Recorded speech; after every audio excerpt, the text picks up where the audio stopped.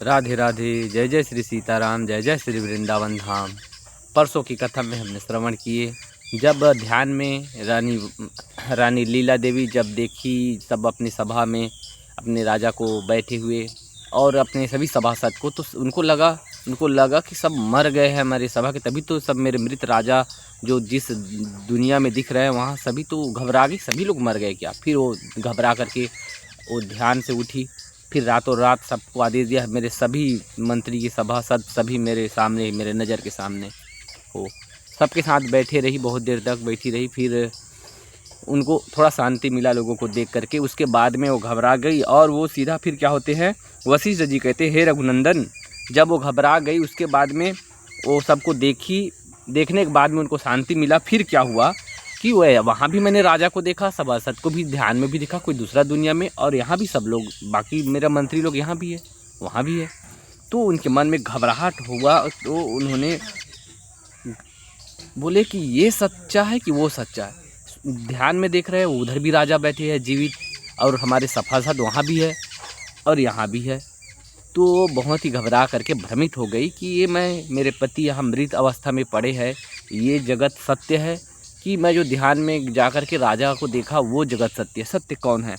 तो आगे कह रहे हैं वशिष्ठ जी कहते हैं, रघुनंदन, तदंतर रानी लीला राज सभा भवन से उठ गई, फिर अंतःपुर में जा करके वो फिर से ध्यान करके फिर वो ध्यान में बैठ जाती है। बाह्य प्रदेश में और उस अंतर प्रदेश में भी विद्यमान है।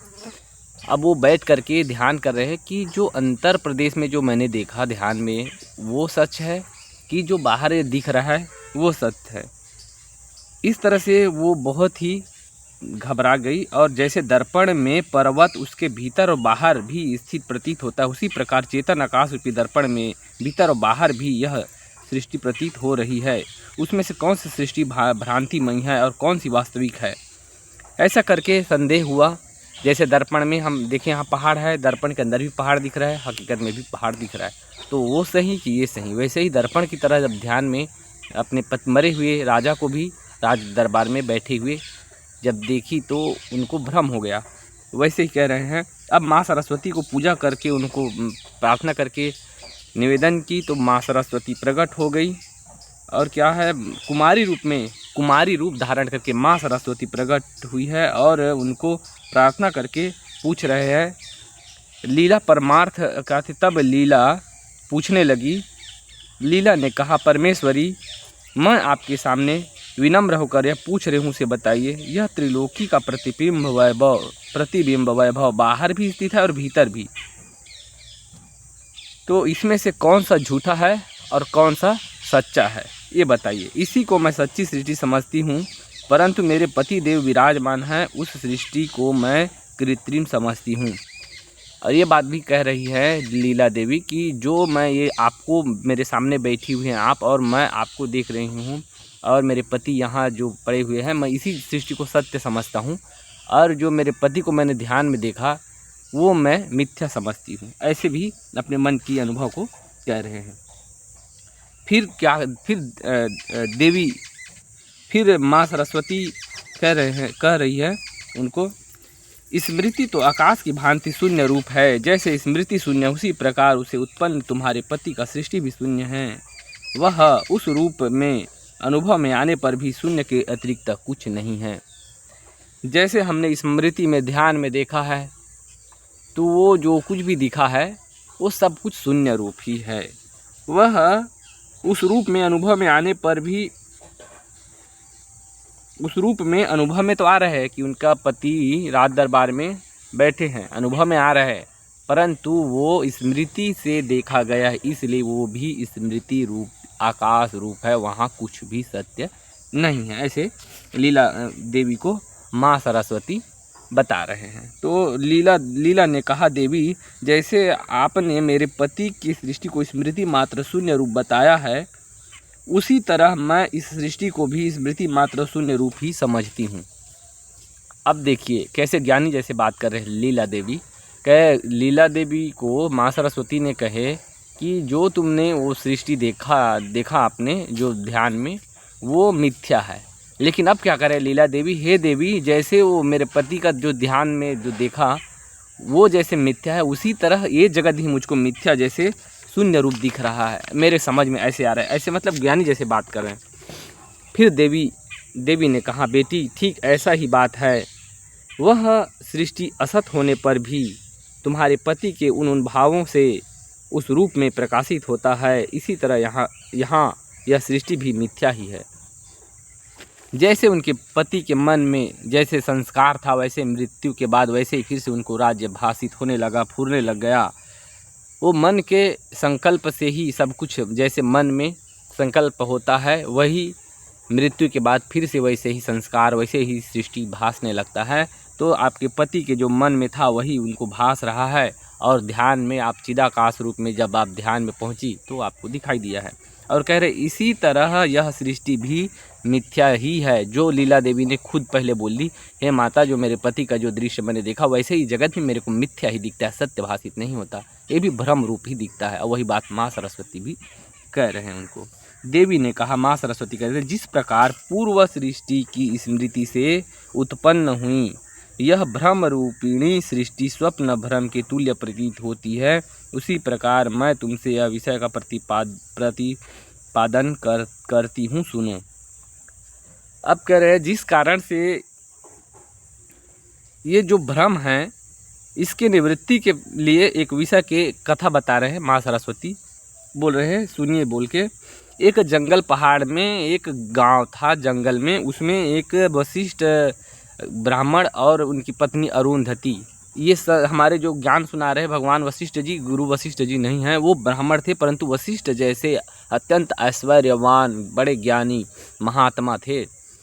और पवित्र ब्राह्मण, पति पत्नी और उनके बच्चे गांव में रहते और बहुत ही धर्मपरायण सुशील।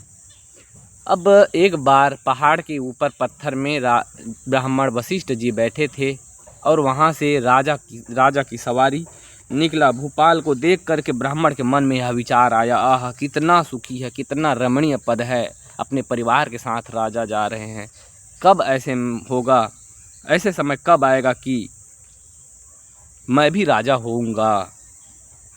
मन में इस तरह संकल्प होने लगा। जब तक वो जीवित रहे तब तक आलस्य छोड़कर राजा बनने के लिए, पुण्य की प्राप्ति के लिए स्वधर्म के पालन में, धर्म कार्य में और अपने धर्म के पालन में लगे रहे जब तक जिए। उसके बाद में वो बुजुर्ग होकर के मृत्यु के समीप आ गए तो उनकी पत्नी ने माँ सरस्वती को प्रार्थना किए, हे माँ सरस्वती, मेरे पति तो अमर, मैं चाहती हूँ मेरे पति अमर हो जाए, पर अमर होना संसार में संभव ही नहीं किसी को, तो इसलिए हे माँ मुझको एक वरदान दे दीजिए कि मेरा पति जब प्राण निकले तो ये मेरे जो कुटिया है, भवन है, उससे बाहर ना जाए। तो उन्होंने एवं मस्तु करके वरदान मांग लिया, वरदान मिल गया। अब वो रानी जो ब्राह्मणी हैं अरुंधति और ब्राह्मण है वशिष्ठ, ये क्या हो गया, उसके बाद जब राजा मृत्यु को जब प्राप्त हो गया, ब्राह्मण जब मृत्यु को प्राप्त हो गया, तब उनके क्या हुआ, स्वर्ग लोक। अब क्या हो गया, उसके बाद में वो तुरंत वहीं अपने कुटिया के अंदर में उनको नया सृष्टि भासते हैं और उसके बाद में वहाँ राजा बन जाता है। और क्या बोले, इतना शक्तिशाली राजा बन गया, भूमंडल पर पूरा विजय प्राप्त कर लिया, स्वर्ग लोक तक उनका यश फैल गया और वो पाताल लोक का भी पालन करने लगे। इस तरह से त्रिलोक विजयी नरेश हो गया।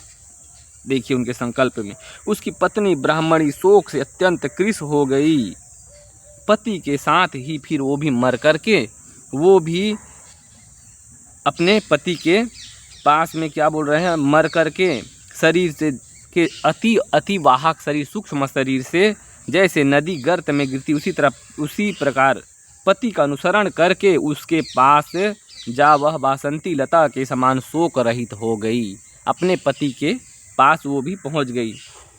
उस पर्वत ग्राम में मरे हुए इस ब्राह्मण के घर है, उस पर्वत ग्राम में वो ब्राह्मण है, उनका मरे हुए जो घर है, वो जंगल में वृक्ष भूमि आदि स्थावर संपत्तियां भी है, उनके घर है, उनके पेड़ पौधे लगा हुआ घर, बच्चे वगैरह सब है। अब दोनों मर गए, ब्राह्मण पति पत्नी मर गए। अब ये राजा और रानी उसी घर के अंदर में उनको एक सृष्टि भासता है, पूरा संसार है, जगत है। अब ये राजा और रानी कौन है पता है, यही राजा पद्म और लीलावती है। अब लीलावती देखिए, वहाँ से ब्राह्मण ब्राह्मणी से मर के राजा पद्म और लीलावती बन गए, वही उनके घर के अंदर में है।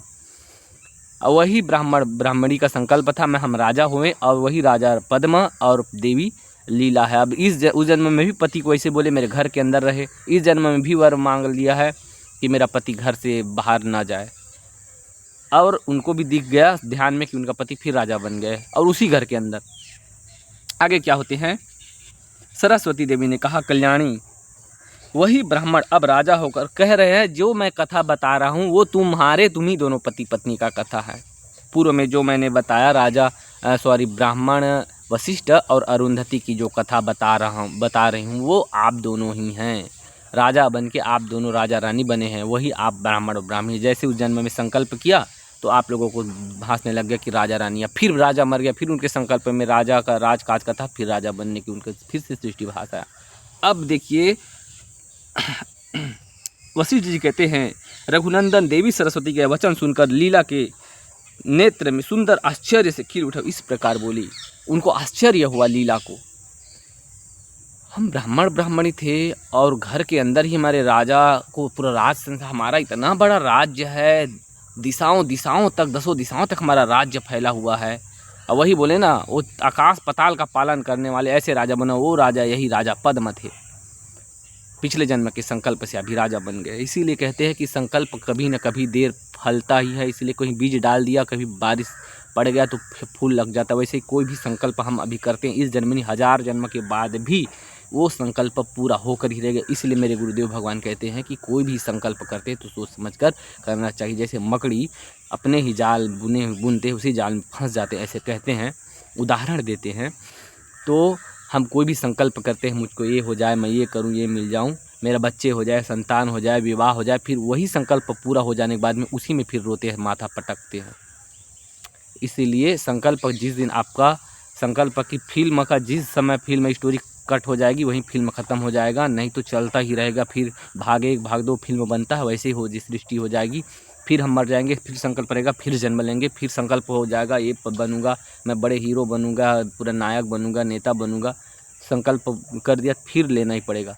जब आप शांत हो जाएंगे आपको पता चल जाएगा कि जगत भ्रम है, भ्रम की जैसे जब स्वप्न का पिक्चर चलना बंद हो जाता है, नींद खुल जाता है, वैसे ही जगत रूपी फिल्म को काटना है हमको। माँ सरस्वती उनको समझा रही है, जैसे स्वप्न में जागृत काल की स्मृति लुप्त हो जाती है और दूसरी स्मृति उदित होती है। जैसे हम स्वप्न में चले जाते हैं, जब सोते हैं तो जो हम सोए हैं जिस बिस्तर में वो दुनिया है वो हमारा भूल जाता है, विस्मृत हो जाता है और नया दुनिया दिखाई देने लगता है, वही सत्य ऐसे लगने लगता है। फिर वास्तविक सत्य की बात को बताओगे तो भरोसा ही नहीं होगा, क्योंकि वो दिखता ही नहीं है। वैसे ही हे देवी, जैसे समुद्र में जो लहरें उठ रहा है वो भी भ्रम मात्र है, जल के सिवाय कुछ नहीं है। और भ्रम के और जो तरंग के अंदर में और भी झाग बुलबुले जो दिख रहा है वो भी सब भ्रम मात्र है। जैसे कि रेगिस्तान है, रेगिस्तान में जल दिख रहा है, लहरें दिख रहे हैं, वो सब भ्रम से है, वास्तविक कुछ नहीं। इसी प्रकार से ये जो जगत है ये सब कुछ भ्रम मात्र है। वास्तविक में चिद्घन चैतन्य सच्चिदानंद ब्रह्म, जिसी में ही अनंत सृष्टि उपज करके लीन हो जाता है। और इसमें न भूत भविष्य वर्तमान कोई काल नहीं है, कोई समय नहीं, स्थायी शांत सदा शांत स्थिर ब्रह्म ही है। और उसी में अनंत सृष्टि के अंदर सृष्टि, वही सब जगह चल रहा है। इसलिए सब कुछ ही भ्रम है, जो अभी है वो भी भ्रम है, जो देखा वो भी भ्रम है। इस तरह से माँ सरस्वती ने लीला देवी को उनका भ्रम का निवृत्ति का उपदेश बता रहे हैं। आगे कथा कल। राधे राधे।